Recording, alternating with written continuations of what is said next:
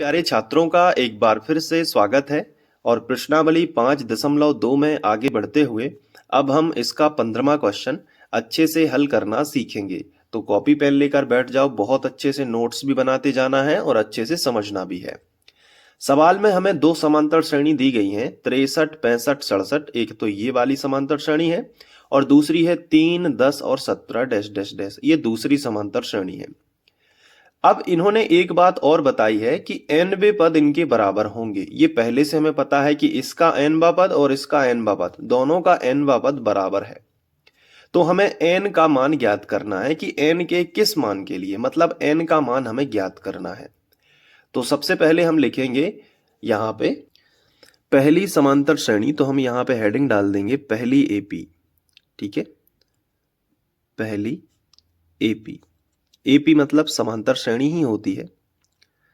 तो पहली एपी जो हमें दी गई है वो हम नीचे लिखेंगे 63, 65, 67 और इसके बाद डैश डैश डैश, ये हमें पहली एपी दी गई है। तो इसका प्रथम पद और सारबंतर हम निकाल देते हैं। तो हम नीचे लिखेंगे प्रथम पद। ठीक है, प्रथम पद ए बराबर कितना है बताओ। तो प्रथम पद आपका हो जाएगा 63, जो पहले नंबर पे होता है वही प्रथम पद होता है। और इसके बाद अब हम निकालेंगे इसका सारबंतर। तो हमने यहां पे लिखा सार्व अंतर। अब सार्व अंतर को हम डी से दर्शाते हैं और डी का मतलब दूसरे नंबर के पद में से पहले नंबर का पद घटा देंगे। तो 65 में से हम घटा देंगे कितना, 63। तो 65 में से 63 घटा देंगे तो कितने बचेंगे, 2 बचेंगे। ठीक है, तो सारबंतर कितना है, 2 है। तो पहली समांतर श्रेणी का प्रथम पद ए मान लिया, सारबंतर डी मान लिया। अब हमें जो दूसरी एपी दी गई है अब लिखेंगे तथा दूसरी एपी। तो हमने यहां पे हेडिंग डाल दी दूसरी एपी। कर लोगे ना इसी तरीके से। तो दूसरी एपी जो हमें दी गई है वो है 3, 10, 17। तो हमने यहां पे लिखा 3, 10, 17 और फिर डैश डैश डैश, ये दूसरी एपी हमें दी गई है। तो अब इसका भी प्रथम पद और सारबंतर होगा। तो हमने यहां पे सबसे पहले हेडिंग डाली प्रथम पद। तो प्रथम पद को इस बार हम कैपिटल ए से दर्शा लेंगे ताकि अंतर बना रहे। यहां छोटा ए तो यहां बड़ा ए, तो प्रथम पद ए बराबर, ये हम 3 लिख लेंगे क्योंकि पहले नंबर का पद है।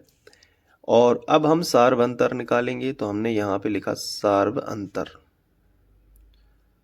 अब सार्व अंतर को हम डी से दर्शाते हैं, लेकिन यहां पे बड़ा डी रख लेते हैं क्योंकि हम पहले छोटा डी ले चुके हैं।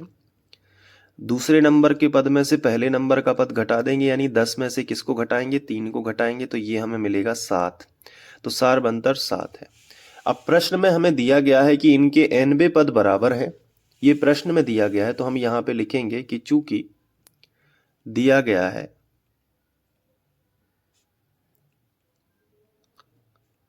कि nवे पद बराबर है, यानी कि पहली समांतर श्रेणी का nवा पद an होगा और दूसरी समांतर श्रेणी का nवा पद an होगा। तो इनके nवे पद आपस में कैसे हैं, बराबर। क्योंकि पहली समांतर श्रेणी को जो हमने प्रथम पद माना है a, तो छोटे a के रूप में होंगे, तो nवा पद हो जाएगा an। और दूसरी समांतर श्रेणी का हमने प्रथम पद क्या माना है, कैपिटल ए, बड़ा ए, तो बड़ा an हो जाएगा। क्वेश्चन में दिया गया है कि दोनों के nवे पद बराबर होंगे, तो पहले से होंगे, तो ये पहले से बना दिया। अब इन दोनों के फॉर्मूला लगा दो। तो an का सूत्र होगा a plus n-1 into D. ये तो मैंने पढ़ाया है आपको, ठीक है। अब इसका क्या होगा, इसका भी उसी फॉर्म में होगा, बस जहां छोटा ए है वहां बड़ा ए लिख देना और बाकी सब ज्यों कहते हो। तो a प्लस n-1 और जहां छोटा डी है वहां बड़ा डी लिख देना। कोई प्रॉब्लम, ठीक है, नहीं होगी। अब a और d के मान रख दो, तो यहाँ छोटा a और छोटा d का मान आ जाएगा, यहाँ बड़ा a और बड़ा d दोनों के मान हमारे पास पहले से हैं। तो छोटे a का मान रख दो, क्या है 63 और d है 2। ठीक है, तो रख दो। यहाँ पे हम रखेंगे 63 और बाकी ज्यों कहते हो n-1 और यहाँ पे है 2, तो यहाँ पे 2 रख दो, बराबर। अब बड़ा ए 3 है और d बड़ा 7 है, तो यहाँ पे 3 प्लस n-1 और d की जगह पे कितना रख दो, 7 रख दो। अब देखो, अब इसके बाद सॉल्व करना है इसको, तो देखो 63 तो ज्यों का त्यों रहेगा प्लस। अब हमारे पास दो तरकीब है, या तो हम इनको डायरेक्ट काट दें, लेकिन ऐसा पॉसिबल नहीं हो रहा है तो गुणा कर दें। 2 का n में करेंगे तो हो जाएगा 2n और 2 एकम 2। यहाँ देखो 3 प्लस 7 का गुणा हो जाएगा कोष्टक में, तो 7 का गुणा n में भी करना है और 7 का गुणा 1 में भी करना है। तो सबसे पहले 7 का गुणा n में किया तो 7n हो गया, फिर 7 एकम 7। अब इसके बाद n एक तरफ कर लेना है और संख्याएं एक तरफ। तो ये 63 संख्या है तो इसको इस तरफ ले जाएंगे, 2n को लिखा रहने दो, और ये जो 7n है इसको इस तरफ लेके आ जाओ, तो माइनस का 7n हो जाएगा बराबर।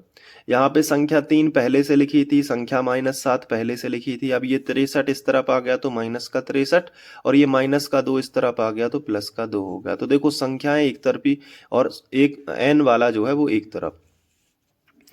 अब इसके बाद 7n में से 2n निकल आएंगे तो बचेंगे 5n, ठीक है, और वो माइनस का, क्योंकि माइनस की संख्या बड़ी थी।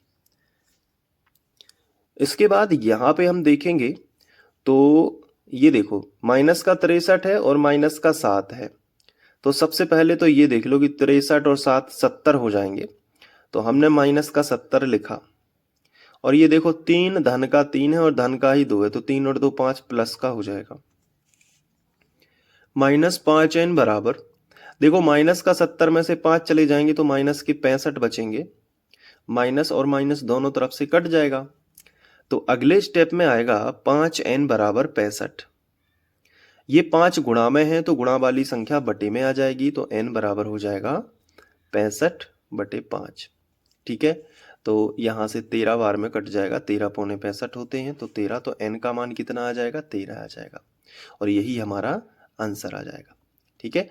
तो n के किस मान के लिए, तो n बराबर 13 के लिए दोनों के nवें पद बराबर होंगे। तो यहाँ पे आपको एंड फिनिश लाइन भी लिखनी है ताकि आपको अच्छे अंक मिलें कि अतः n बराबर 13 के लिए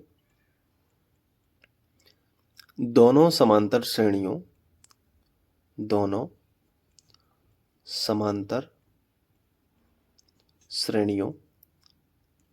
के nवें पद बराबर होंगे। nवें पद कैसे होंगे, बराबर होंगे। अब अच्छे से नोट्स भी बनाते जाना है, कोई टेंशन लेने की ज़रूरत नहीं है, धीरे धीरे सब सीखते जाते हैं। तो चलो अब यहाँ से आपको लिखना स्टार्ट करना है, वीडियो को पॉज कर लेना। इसके बाद यहाँ पे, फिर इसके बाद यहाँ, और अंत में यहाँ। तो उम्मीद है कि ये आपको अच्छे से समझ में आ गया होगा। बाकी के वीडियोस देखने के लिए डिस्क्रिप्शन में लिंक दी गई है प्लेलिस्ट की, तो आप ज़रूर चेक करिएगा। मिलते हैं नेक्स्ट वीडियो में। Thank you.